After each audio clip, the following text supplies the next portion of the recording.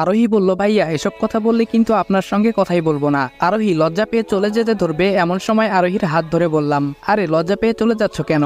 আমি তো তোমার সঙ্গে একটু ফান করলাম, বসো। হঠাৎ করে অদিতি রুমে এসে আরোহীকে হাত ধরা অবস্থায় দেখে রাগান্বিত সুরে বলে উঠল, বাহ, শেষে কিনা আমার বোনের সঙ্গে অসভ্যতামি করা শুরু করে ফেলেছো। হঠাৎ অদিতির এরকম কথা শুনে আকাশ যেন আমার মাথায় ভেঙে পড়ল। অদিতি আমাকে আবার ভুল ভাবছে। এর মধ্যে আরোহী তার আপুকে বলল, আপু তুমি এসব কাকে কি বলছো? কিছুই তো বুঝতে পারছি না। অদিতি বলল, তোর বোঝা লাগবে না, মা তোকে খুঁজছে, তুই নিচে যা। আরোহী বলল, আপু তুমি আমার সঙ্গে রেগে কথা বলছো কেন?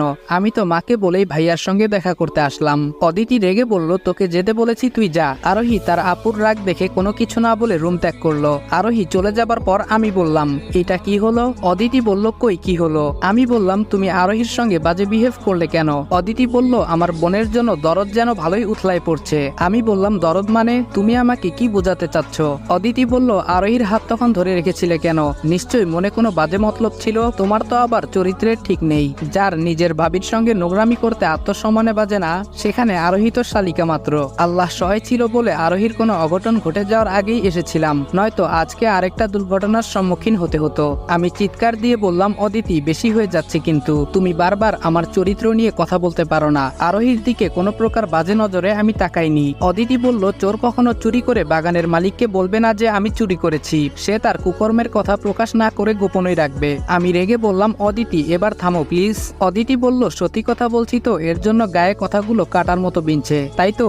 অদিতির সঙ্গে এক কথায় দুই কথায় ঝগড়া লেগে যায়, যার ফলে রাগান্বিত হয়ে ঠাস করে তার গালে সজোরে থাপ্পড় মেরে দিলাম। অদিতি থাপ্পড় খেয়ে ছলছল চোখে তাকিয়ে বলল, এই থাপ্পড়টাই বাকি ছিল। এতদিন ভেবেছিলাম তোমার শুধু চরিত্রটাই বিগড়ে গেছে, এখন তো দেখছি চরিত্রের সঙ্গে আরো অনেক কিছু পরিবর্তন হয়েছে।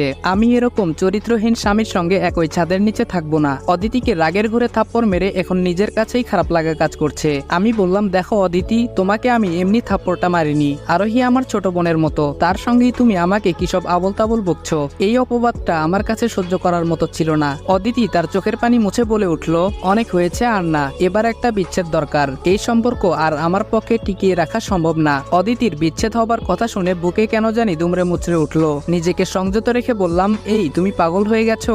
সম্পর্ক টিকিয়ে রাখা সম্ভব না মানে? কিসব আবল তাবল বকছো? অদিতি কোনো কিছু না বলেই তার সব কাপড় চোপড় সুটকেস ভর্তি করে চলে যেতে লাগলো। তাকে বাধা দেওয়ার পরও আমার কোনো কথাই শুনলো না। ড্রয়িং রুমে এসে তার বাবা মা ও তার বোন আরোহীকে নিয়ে তাদের বাসায় চলে গেল।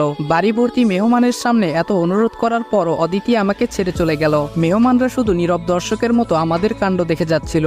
অনেকটাই অপমানিত প্লাস কষ্ট পেয়েছিলাম।